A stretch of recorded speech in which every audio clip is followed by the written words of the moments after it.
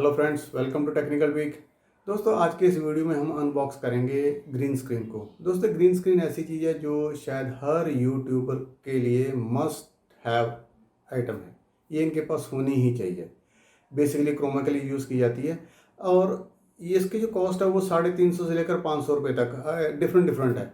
हर sites में हर जो vendors है वो अलग अलग रेट्स में बेच रहा है। दोस्तों, जो ये ग्रीन स्क्रीन है ये ऑनलाइन आपको जो परचेज करते हैं इसमें दो टाइप का मटेरियल होता है। एक तो होता है मुस्लिम क्लॉथ और एक होता है आपका लाइक्रा, जिसे हम स्पेंडेक्स भी कहते हैं। तो इन दोनों में क्या डिफरेंस है वो भी मैं आपको बताऊंगा। तो सबसे पहले हम चेक कर लेते हैं अपनी जो मैंने परचेज़ की है। हाँ जी दोस्तों, ये है मेरी जो ग्रीन स्क्रीन मैंने ऑर्डर की थी और अनफॉर्चुनेटली ये खुली ही आई हुई थी, पर इसमें कोई आई थिंक इसमें कोई चीज़ निकलने वाली नहीं थी, तो इसलिए कोई नुकसान नहीं हुआ इसका। बट ये ओपन आई थी। चलो इसमें हम निकालते हैं इसको और ये कलर है ग्रीन। ठीक है,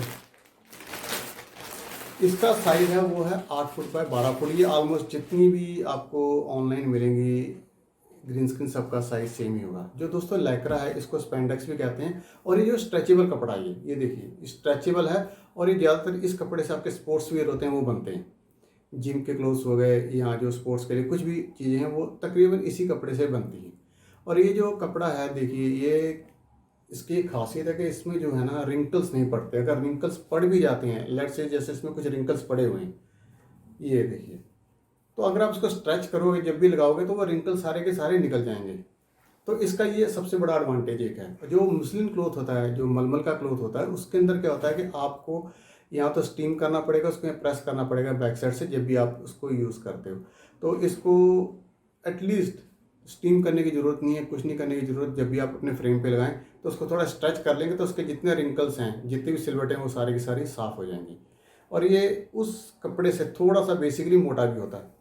हालांकि इसमें कुछ आर पार तो नज़र आई थिंक आ रहा होगा आपको, पर बहुत ज़्यादा नहीं है। अगर आप मुस्लिम क्लॉथ यूज़ करते हो मलमल को, तो उसके अंदर आपको काफ़ी जो ट्रांसपेरेंसी मिलेगी।